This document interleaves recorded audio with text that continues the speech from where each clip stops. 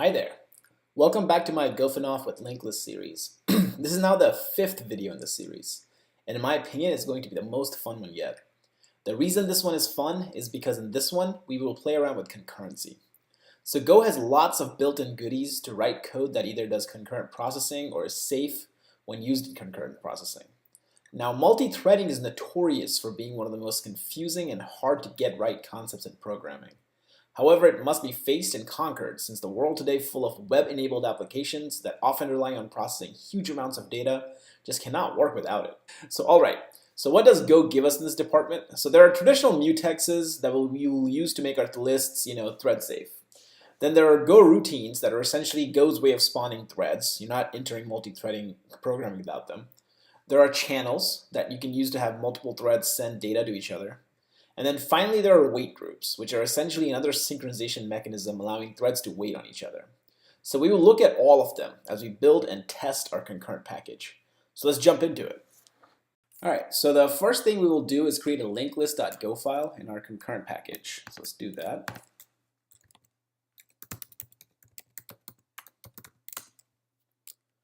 To make my linked list thread safe, I'm going to rely on good old mutexes. So Go's built-in mutex types can be found in the sync package.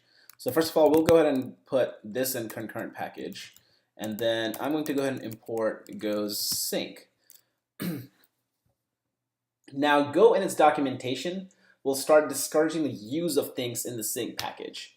The stuff here, mutexes, wait groups, they're pretty low-level concurrency primitives found across most languages with decent concurrency support. These are also the abstractions that are the direct reason why so many dread multi-threaded programming, as they make it easy for programmers to introduce nasty logic bugs that are annoying to debug and fix. Used responsibly though, they're pretty simple ways to do simple thread synchronization. Now, having said that, if your code is spawning a bunch of threads that need to coordinate with each other, Go's channels are much better suited for the task, and we will see them in action shortly in our unit tests. Alright, so how do we make our linked list thread safe? So to answer that question, we first need to determine how is it unsafe with respect to concurrency. So let's go to our original linked list here for a second.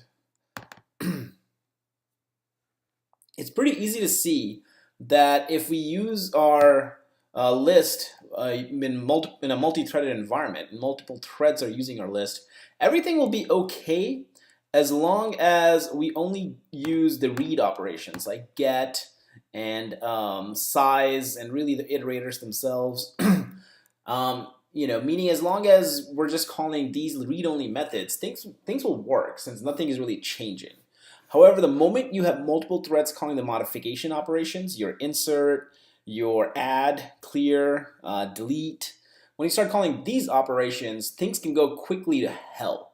The list without any thread safety loses all sanity as our internal state gets modified in unexpected ways, making the list unreliable and lacking with any integrity. Just think about some piece of logic going through this method, and then at the same time, 2 or 3 other threads are going through the same method.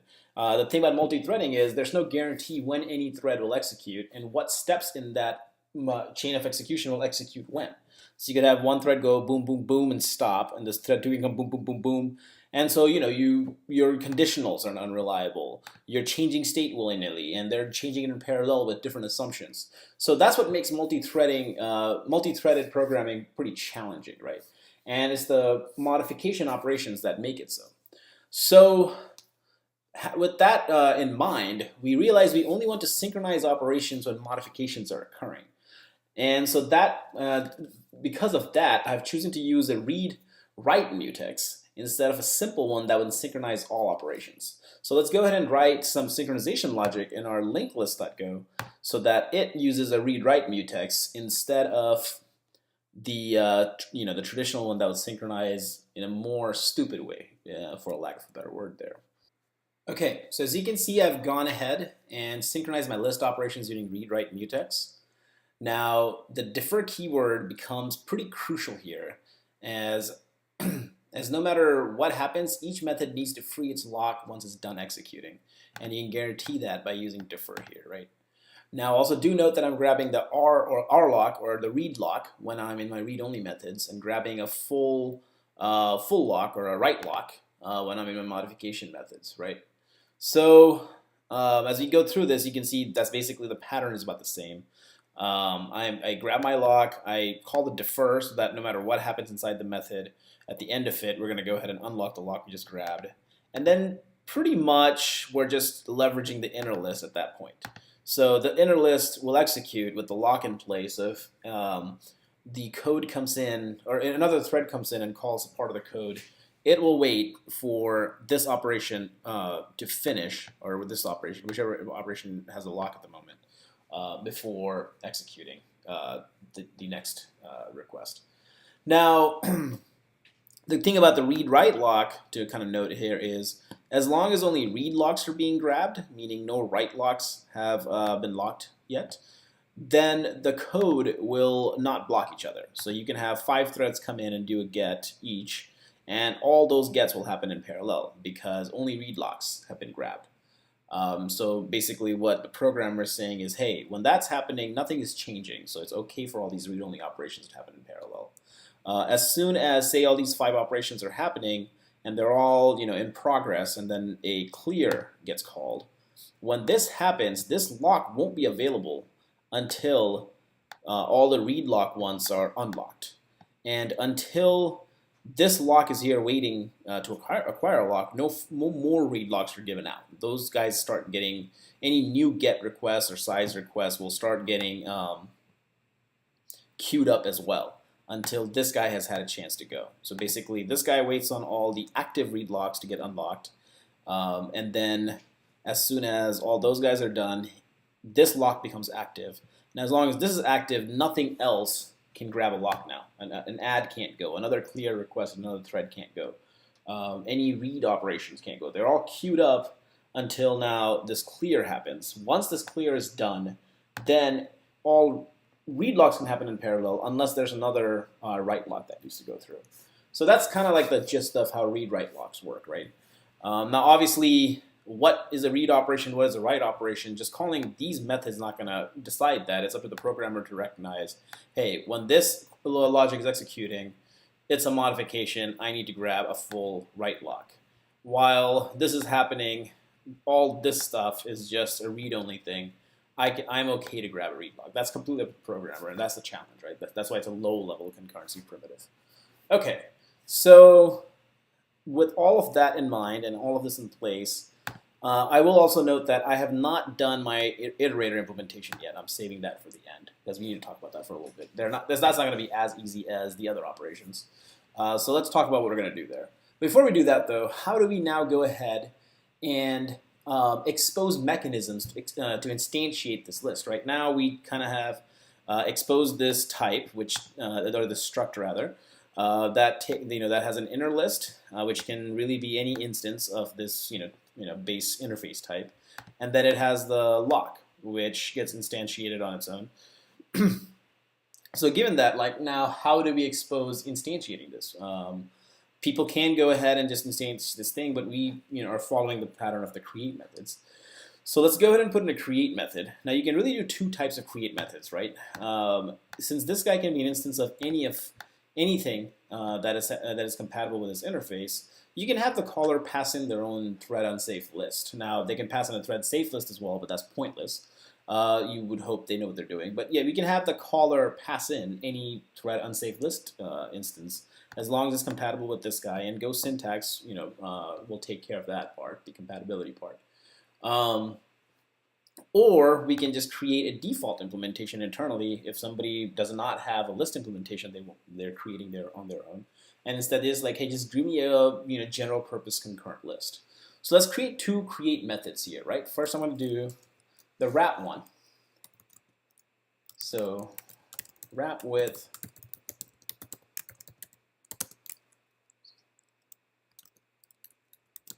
wraps a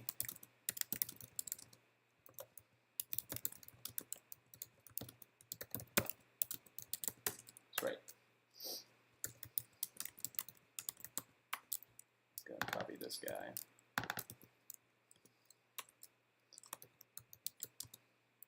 And here we'll take in a list from the caller of this type, right? And we'll pass back this type. So this linked list is this struct right here, right, in package concurrent, not any of the other ones we have implemented. This is going to be our third linked list type that we're declaring at this point, right? So just be careful that they're all in their own separate packages. All right, so given that, what do we do for a wrap? It's pretty simple. We just go ahead and return an instance of our linked list, and we will do this, and we will create a sync.rw mutex implementation. And we just create an empty struct. You just don't want it to be a nil one, right? So we just create an empty one here, and this instance is enough for to do what we need to do. And that's really it. All right, and in addition to that, I'll go ahead and also create a create concurrent list. It's a general purpose thread safe linked list, right? All right, and this guy's straightforward as well. And he does not take in anything, you'll notice, like this guy did, because we're just going to create a default one. And here we'll just go ahead and leverage our wrap with concurrent list method, as well as the linked list package and its create method that creates us just a insertion order based linked list that we created out here, right? This guy. Cool. So with that, we've got our two methods to go ahead and expose the functionality. All right, so with that, we're pretty much there. The only thing left to do now is the reversible iterator, so let's get to that. All right, so what do we want to do here? So there's lots of things we can do. I'm going to keep it simple and just say we will have short-lived iterator instances that are valid while the list isn't changed. The moment the list changes, the iterator instances created before then are able to detect this and expire themselves. Now, this is not my pattern. I'm obviously stealing this kind of. I mean, it's a established pattern in other places where if you have some piece of read logic that detects that concurrently while the read is happening, the underlying list or whatever data structure is being modified, then hey, I'm not valid anymore. I'm going to panic or throw an exception or something. So it's somewhat of an established practice, right? So how do we achieve this magic? Well, I'll show you, and in the process, we will see how function types and closures look like in Go. So to achieve this, I'll go ahead and create a new type called concurrency aware iterator. Go ahead and collapse this guy, and yes, let's create this new file. Concurrency aware, can't type. That's why I magically copy and paste this stuff instead of making you guys watch me type over and over again. All right. Boom, speaking of which, here's all the concurrency aware iterator.go code. Now, similar to the concurrent list, this iterator wraps around another iterator. Looks familiar, right? And then it has a function in place to check whether the list has been modified since its creation. And after that, it's doing the same thing the other list was doing. It's delegating the hard work to the iterator that it's actually wrapping around. We're not reinventing the wheel anywhere here. We're leveraging existing functionality. And this is, this is the idea behind composition, right? You want to keep code modular. You want to keep reusing things that you've already built. You don't want to copy and paste code. And instead, you only want to implement things that are the value add for this abstraction.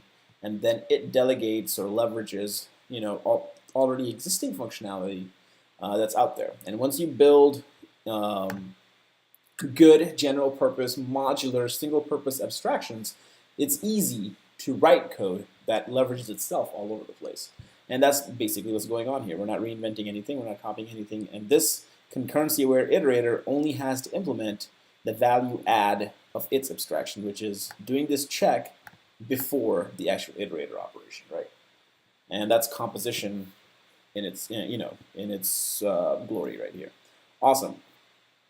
And you'll notice it's pretty simple. If the list has been modified, we're going to panic, like, hey, you're not supposed to use me after you modify the underlying list.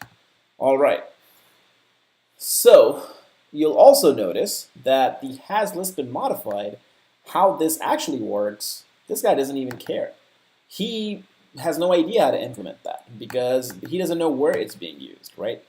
Instead, the creator has the responsibility to pass in the check as a function type. So this, I think, is the first time we have done this in all all the videos in this series. But this is basically what a function type looks like in Go. This is the signature, right? The name, the fact that it's a function type, and then we go ahead and put the return type here. Awesome. So now that this concurrency-aware iterator is in place, well, how do we leverage this in our implementation? All right, let's see. Let's go back to our concurrent linked list.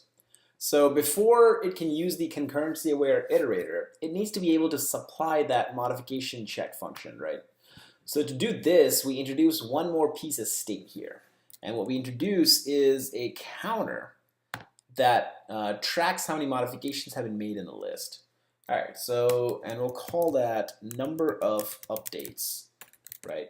And we'll give it an uint64 type, so it can be, you know, the largest numeric type we can afford here. Now, I'm not sure what this error is, but we'll get to it in a second. Now, don't worry about this wrapping around, because what we're going to worry about is if its value is changing. So if it reaches max value and wraps around, if that happens, I mean, there's quite a bit of numbers that can be stored in a uint64. But if it happens, it's really just the value being different than that we care about, not, you know, it continuing to be something that's monotonically increasing. Sorry. Okay, so what do we do with this? So before we can actually use it, we need to make sure its value is being updated properly, right? So we need to go ahead and update it anytime the list is changing. Okay, so what this is complaining about is now we have new state that we're not accounting for it, instantiation time. So we basically need to go ahead and instantiate this at 0, right? Because there's no updates at creation. Okay, and after that we need to track down every single modification method and go ahead and say, you know what? Anytime this happens, we're going to go ahead and increment this guy. Cool. So we do a list.number of updates plus plus, and I'm just going to go ahead and copy this guy.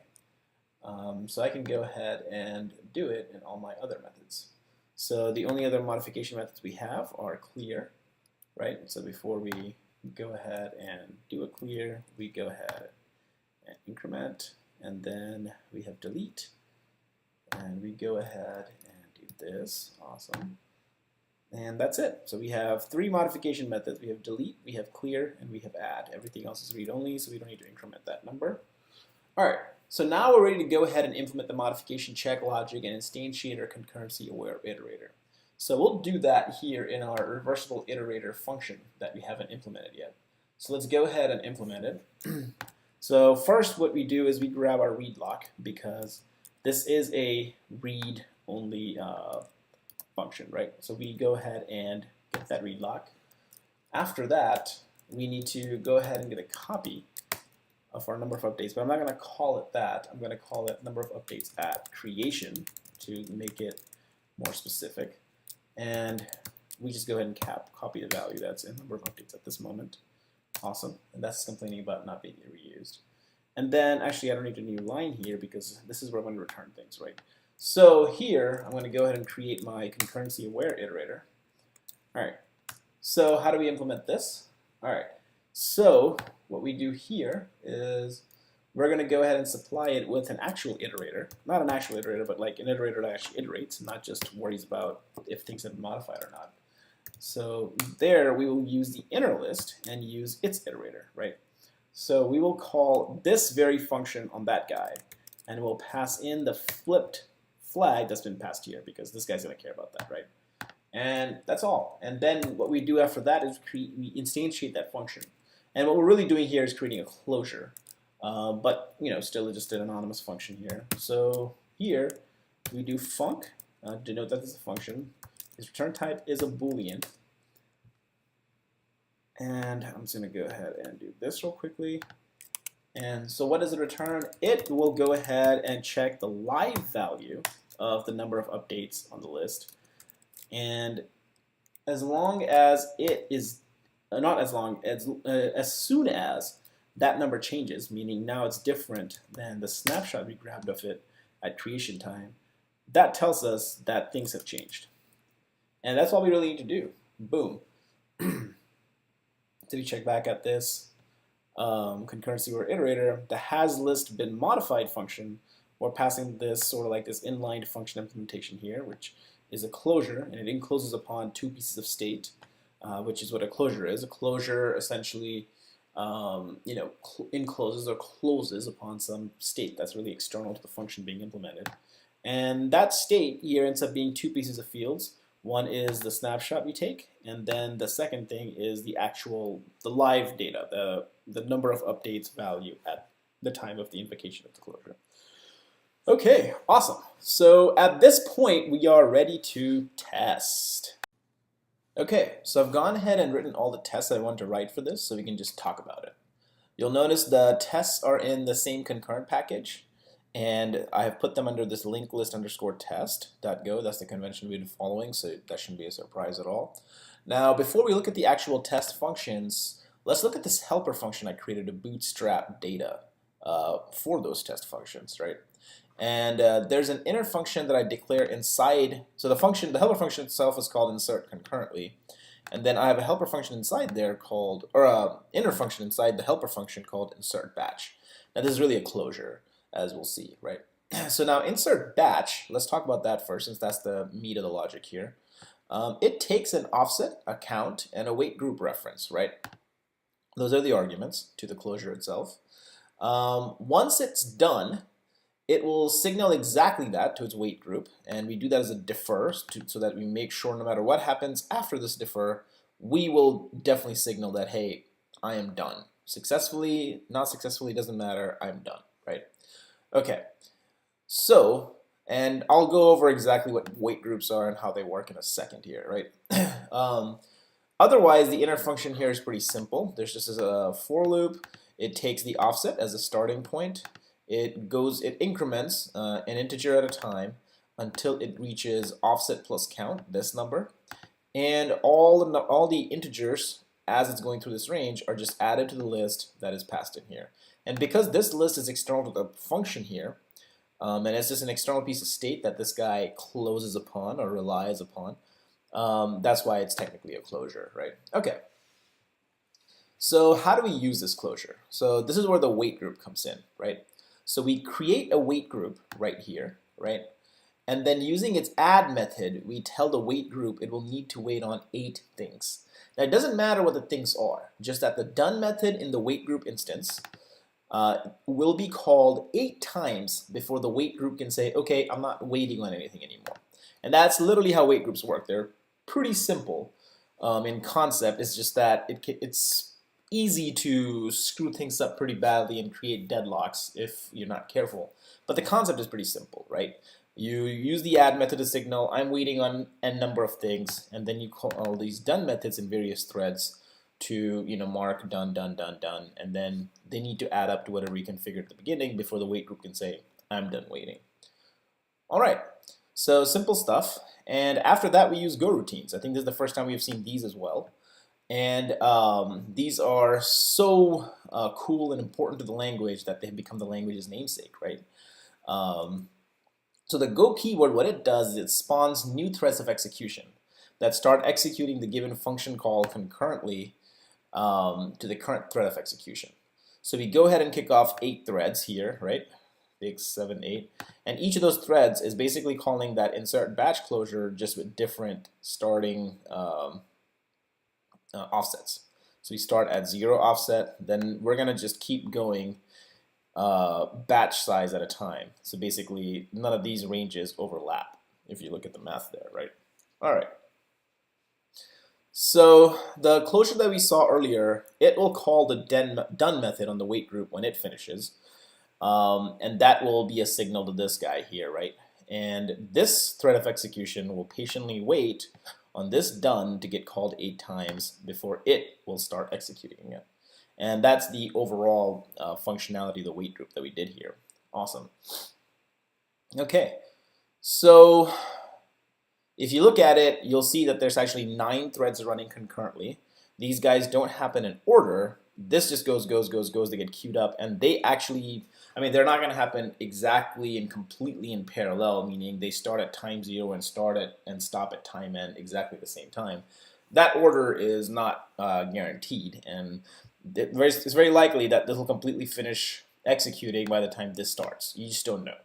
It might be that this never gets going and this guy gets finishes. That's really up to the operating system and the processing scheduler and all that stuff. That's way too low level for a high level language like Go. It just says I want these things to happen in parallel. And if you notice, there's 9 threads running concurrently, 8 of these guys, and then the 9th thread is the overall thread that's doing all the scheduling and the waiting. Cool. So the insert concurrently method is configurable in that the batch size can be whatever the caller wants it to be. So next, let's see how this works. But before we do that, you can see the effect is pretty intuitive, which is given this batch size, that many things will be inserted into this list, and what will be inserted is just integers that basically will have a range that start from 0 and go to 8 times this batch size, right? Cool. So let's do exactly that. So what have we accomplished here? So by virtue of using this method properly, we can test if the list under test can handle multiple threads repeatedly modifying it in parallel. So let's get to our first test and start using this guy, right? So the first test is pretty simple. Test satisfies a linked list interface, right? So all we do here is make sure the type returned by this guy, create concurrent list, which is going to be the concurrent packages linked list type, is compatible with the interface type that we have in base.go under data structures, right? And if you remember, we did this exact same test for our base linked list type as well. So that's easy peasy stuff. All right. So next method we have test concurrent add, and here we really start using our insert concurrently method, and we insert 800,000 things because we have a batch size of 100,000, and you're going to have 8 threads. Insert exactly that many things each into the list, so you're going to end up with 800,000 things, right? So just out here, we make sure when you concurrently add things into the list, the result is something meaningful or something intuitive, right? It does what it's supposed to do. Cool. Now, because we're using the default implementation here, create concurrent list, the underlying list is going to store things in insertion order. And since we're using 8 threads starting off at different offsets, you really can't guarantee order. So it's going to be hard to probe this thing further to actually make reliable assertions about what's actually in the list. So instead we do that here, and we test iterators in the process. And here we wrap the concurrent list around an unsafe sorted list, right? And we also get to test our wrap with concurrent list directly, even though we know that this guy under the hood uses this method as well. But the really value added here is now we're going to test with an underlying list of the sorted list implementation. Awesome. Here I've used a smaller batch size because we're going to go and traverse over this list a couple of times as well. First we go ahead and just insert things with that batch size, and obviously we're going to get not 800,000, that's a typo, but instead 8 times 1,000, which is 8,000, right? The assertion actually works because I'm doing the math correctly here. Awesome. And then iterator is then used to go ahead and traverse through that list first forwards and backwards. And because we're using a sorted list, integers will actually be stored in their natural order, 0, 1, 2, 3, 4. And so we make sure they're exactly that by going ahead and using this iteration count as our assertion guy. So as we go through the list, we keep incrementing it, and starting from 0, it should add up all the way up to 8,000, right? And instead, we simply just use iterator.hasNext. We've already proven that there's 8,000 things in there. This method should work as we expect it to, and it will go from 0 to really 7,999, right? Okay, let's see here. And then we do the same exact thing in reverse order. Awesome. So next we test concurrency aware iterator. Here, the test iterator has next for concurrent modification. So has next here is the method name. It's not like a sentence here. And I actually don't like this naming convention. I've been using it for Go. In a lot of other languages, I actually like to write test methods like this using sort of like the snake case, which I feel like is more readable. And then, so in that case, I would have written this to be something like test iterator has, and I could actually call the method name here for concurrent, something like that, right? Just a quick little tangent here to express to you my distaste. But anyways, what happens here is we're just going to go ahead and make sure that the concurrency aware iterator is going to be able to detect modifications have been made, and it throws panics. And obviously we use the assert panic from before to do exactly that. And we make sure both the methods on the iterator, has next and next, kind of honor that. Cool. Next, we get into some fun stuff with Go channels. Now, channels are fun. They are a mechanism in Go where you can have different threads communicate with each other in a safe manner, right? So what's really going on here? I did not need to write this test to test the list itself. I wrote this add and get test here purely so that I had an excuse to play around with channels. I couldn't really come up with a reason to have channels in the list implementation. Or I could not come up with an actually needed test using channels. So I was like, you know what, I'm just going to write code for the heck of it, and let's just have some fun here, right? Okay, so what's going on here? So here we have two threads, right? We have get a thread and an add thread. And both of these guys are essentially calling these two functions respectively, right? So when the add thread adds something, it goes ahead and needs to tell get to go get that thing. Now we're not going to use any mutexes or wait groups. Instead, we're going to use this proceed channel as sort of the synchronization mechanism between these two threads. Cool. So when the add threads add something, it puts what it added on the proceed channel here, right? Sorry, here. So basically, it iterates from 1 till the number of iterations, which we kind of configure here. So it'll go from 1 through 100. And it's going to add each integer at a time. And the moment it adds it, it goes ahead and broadcasts that, or not broadcast, but sends that to the proceed channel, right? Then it goes ahead and waits on the proceed channel to get another value before it proceeds. So when this thing goes in the proceed channel, we go here on the get side, and here it's waiting for something to come from the proceed channel. When the add adds it, it gets it, and it starts executing. Add is now waiting here. So when get gets it, it goes ahead and makes sure whatever it received, the value that it received is equal to the value it retrieves at its current location in the iterations. Now you'll notice a subtlety here. I start with 1, but I start with 0 here, right? If I start with 1 in the add function, I start with 0 because the list indexing is going to be 0 based, which we're using here. Whereas I'm choosing to just add 1, 2, 3, 4, 5 instead of a 0, 1, 2, 3, right? So just to keep things confusing, right? The other thing is our list returns an interface type. So this retrieve type is actually an interface type. So when we put it on the proceed channel, and we created this proceed channel using the goes make function. Now this make function is not specific to channels. It's actually used to make a lot of different more complicated types in Go, right? You have your channels, you have maps, you have slices, things like that. You can use the make function to go ahead and create those guys.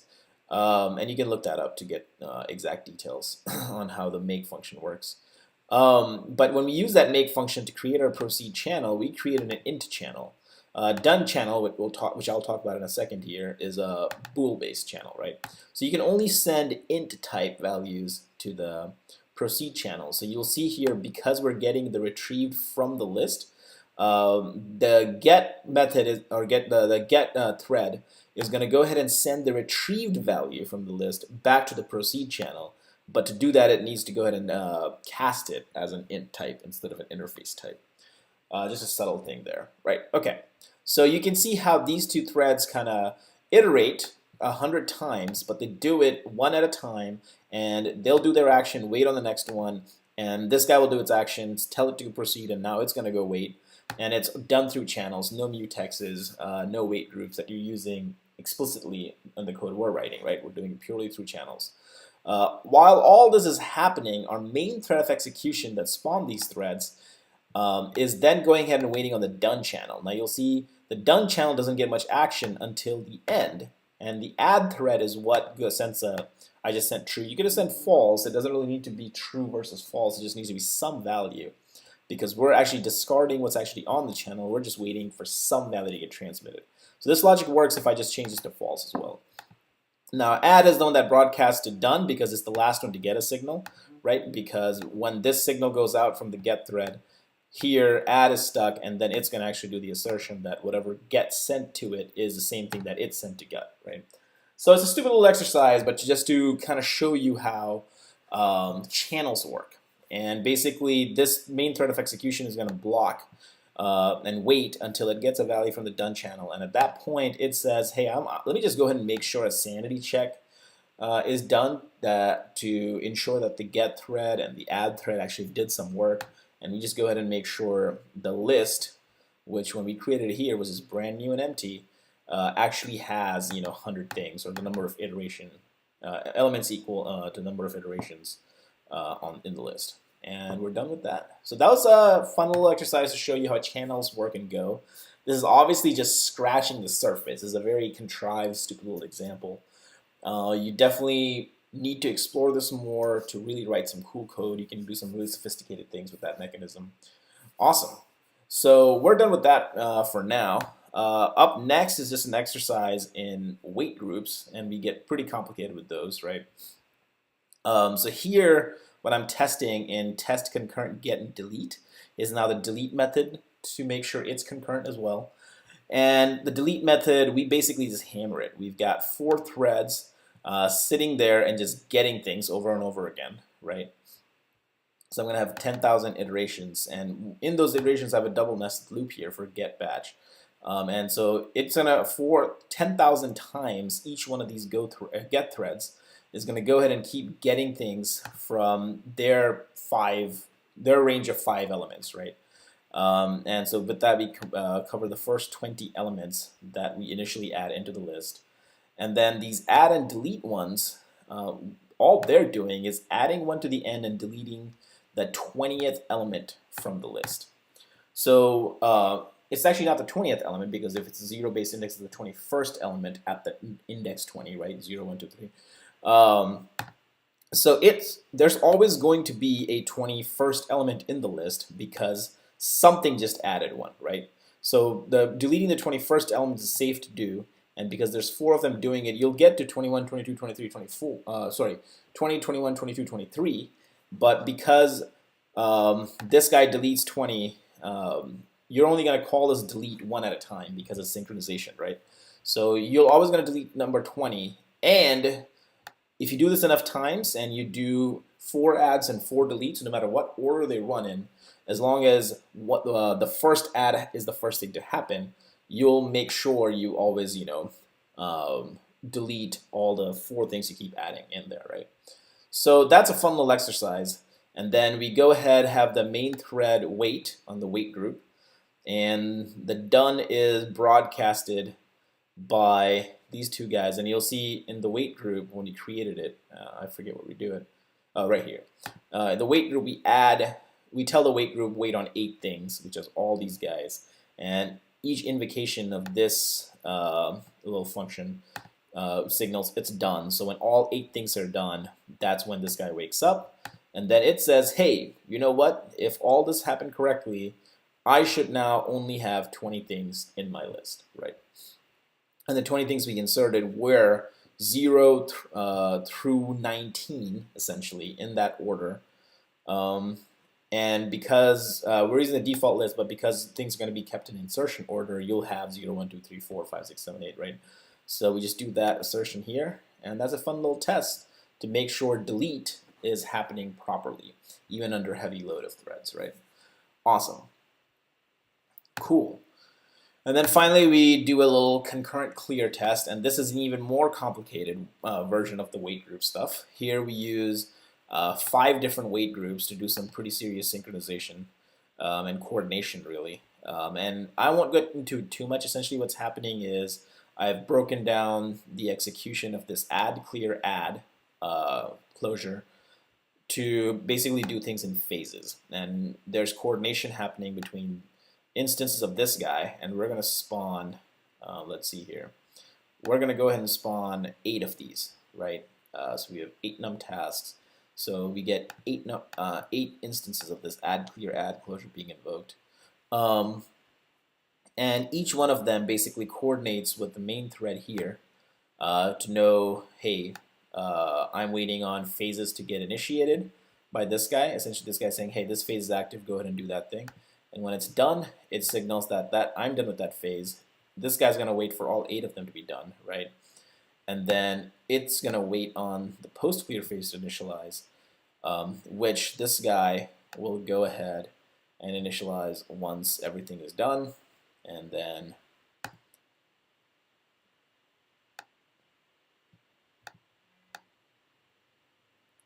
be done, and that's why they basically coordinate with each other. So it's a little complicated to explain, and but it really, if you can understand this, you will know everything about wait groups, right?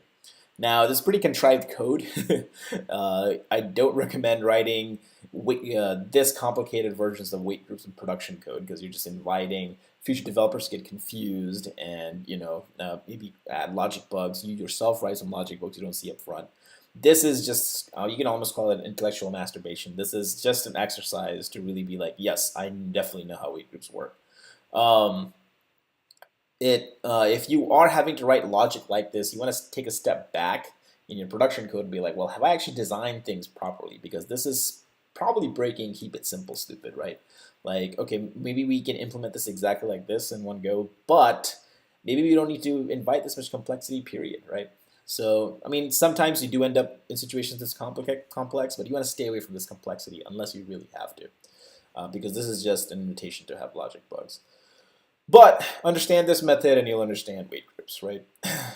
After that, we just do some empty value testing, basically. We create things and make sure things behave properly when you have just an empty list sitting there. Awesome. So that is it. That's really testing our concurrent linked list. And in the process of building that list implementation and testing it, now we have hit pretty much all the basic Go concurrency primitives that I'm aware of between all the mutexes. We didn't do a traditional mutex. We went through with the read-write mutex. The only difference between read-write mutex and a normal mutex is you don't have a read lock. Yeah, everything just gets the full lock, right? The thing with read lock that's kind of cool is if you are in a scenario where reads happen a lot more than writes, then you don't have to pay any synchronization penalty performance-wise, because these guys, if it's just a bunch of read locks being asked for, they don't block on each other. You can have 500,000 read locks at one time, although you're probably not going to have 500,000 threads running at the same time.